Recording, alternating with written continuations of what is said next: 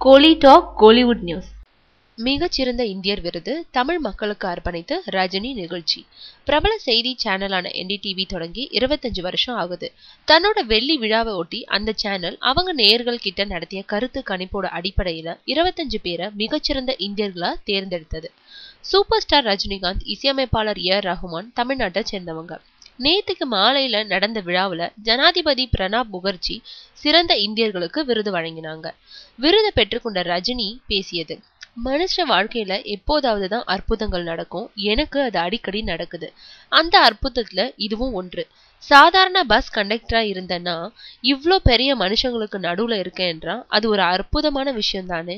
எனக்கும் தாய் தந்தையுமா இருந்த என் அண்ணன் சத்யநாராயணாவுக்கும் என் குரு பாலச்சந்தருக்கும் என்னோட தமிழக மக்களுக்கும் இந்த விருதை சமர்ப்பிக்கிறேன்னு ரஜினி பேசினாரு.